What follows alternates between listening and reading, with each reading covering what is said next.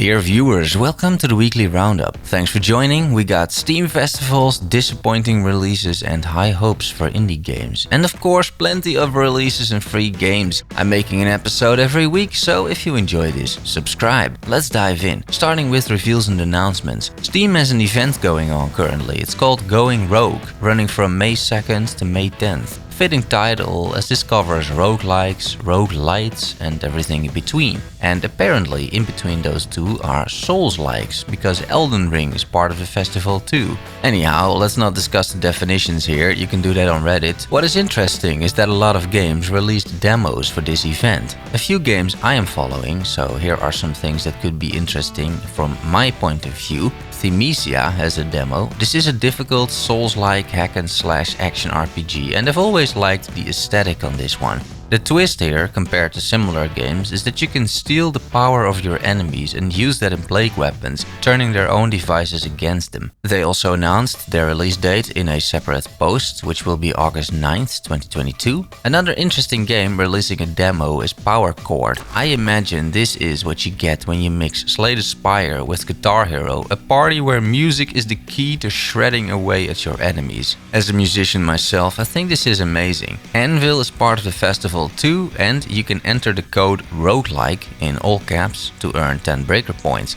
In case you still have this installed, it's not a bad deal. Furthermore, just a bunch of games are on sale, so go check it out. Because one Steam festival per week isn't enough, they organized another one. I covered this one last year too. It is Ludonarracon, which is a festival celebrating narrative games. There are fireside chats, panel discussions and 42 narrative-driven games you can watch and get more info on. For example, the Fermi Paradox, solving the mystery that statistically there should be alien life, but we haven't encountered it. Or Strange Horticulture, where you are a vendor of plants and potions, and from a vendor perspective you are experiencing everything that goes on around the town you've set up shop in. This is a much more niche festival, but you might find some hidden gems in there. I'll put the link of this one in the description. It runs from the 5th till the 9th of May. Amazing news from Timemelters, the indie game where you use time travel, portals and magical abilities to stop enemies from invading in a unique and special game. The game is finished pretty much. All the missions are done for both the single player and the co-op campaigns, and the challenge mode is completed as well. Now the devs are working on crushing down the last bugs,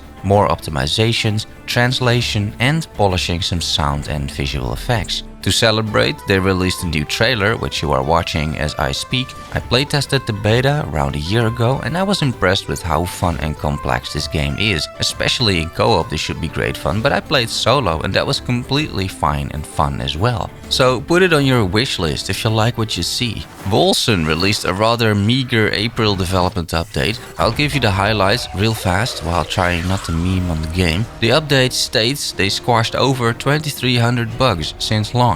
The update did not state how many bugs the game had, but let me tell you, it is more than 2300. The devs are aiming for a mid-term goal balancing pass. I don't get the mid-term goal part here, but the aim is to get more skills viable and promote player agency, basically saying that more builds should be playable around endgame. And finally, expect some UI changes. You can see the picture for that one. Then some publishing news from Event Horizon, the indie devs behind Dark Envoy, because they partnered up with publisher Asmodee Digital. This company publishes games like Gloomhaven, the Lord of the Rings adventure card game, a really good game by the way, and Catan, plus a few others. In the press release it was announced that Dark Envoy ships to the PC this year, so that is exciting. Dark Envoy is the second game from Event Horizon after a solid debut in the form of the Tower of Time. It uses similar mechanics, it is story driven and reminiscent of something like Divinity Original Sin. And that is a compliment, of course. Proceeding with the Patch Plaza, bringing an overview of patch news. Gedonia, the indie open world cute looking ARPG made by single dev Oleg, released patch 0.60a. This is the first of a bunch of endgame patches planned for the game. The level cap is increased to level 70, expeditions got added, a new type of randomly generated events that you can participate in. To start, you need to take the Wars of the Past quest, which can be found near the Explorers camp in the Golden Forest. During this quest, you will be able to activate different expeditions all over the map, which will reward you with different loot. Expeditions respawn every 2 hours, and after you complete an expedition event, you will get a chest with loot, which will contain different runes. These runes can be used to improve your abilities in 4 different ways, and they will allow you to progress your character and tune your build even more.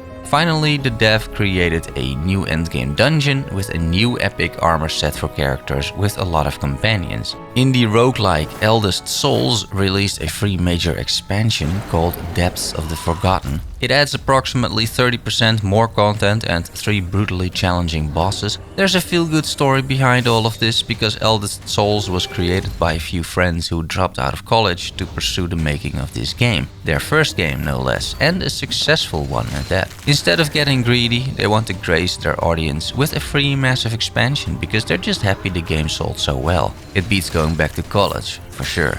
Then releases. Looking back at what released last week, starting with the bad news, Loot River. I've been hyped for this game since it got announced because it just looks so cool, original and interesting. And I'm sure there is no bad intent from the devs, but the game sits at a 63% mixed rating on Steam. My favorite YouTuber, SkillUp, tried to get a key and they didn't give it to him, which is a little suspicious, right? And then you read the Steam reviews and the game just seems unfinished. Combat is mentioned as not crisp, poorly animated, without clear telegraphed attacks. People are complaining about the loot and the absence of a resource that accrues over time, as you would normally see in roguelikes. Souls, gems, just stuff you collect, and then you buy upgrades, and that's how you get stronger, and you do this every run. Loot River apparently doesn't have this, which is not great. The critic score follows the Steam user rating with only 64% recommending it. It is not cheap either, 25 euros, so you probably want to sit this one out for now. Then Oaken, entering early access, a tactical card game by a Lucky studio. So far so good on this one. Steam user rating sits at 74% positive score, so that is decent enough. And it's not expensive, only 17 euros. Warhammer 40k Chaosgate Daemonhunters, the latest in the ever-expanding 40k universe, seems to be a decent one too. Steam reviews aren't in yet at the moment of writing, but some critics had a stab at this one, including ACG, and on average they have an 83% recommended rate, which is pretty good. Sanctum Breach Rebirth released a little bit out of the blue. The release date was supposed to be early July, but solo dev Sam Keats just put out a Discord post saying it's gonna be this week. Yesterday, in fact. 2 months ahead of time. Sam's whispering everyone on Discord who already had access to the original Sanctum Breach, giving us all a new key. I received mine, I installed the game, but I didn't play it yet. I will though, at some point at least. I'm curious to see what has been improved. From Flying Wildhawk, there is the black and white samurai game Track to Yomi. I think you really need to watch SkillUp's review about that one because he has outdone himself once more. It is extremely well made, but basically he's pointing out that the story, cinematics and overall experience is great, but the combat totally blows. I guess that isn't really much of a surprise in hindsight if you look at the trailer, because even in there it looks a little clunky. Not all critics try to see Track to Yomi for what it is though, and this game isn't for everyone, that much is clear, as is reflected by the critics' scores. Only 56% of critics recommend the game, and the top critic score is only 73, which isn't much. Steam users like it a lot more, 87% positive rating for this 17 euro game. But if you want to try it, just get Game Pass, because it is available over there. Let's look ahead at what's releasing this week.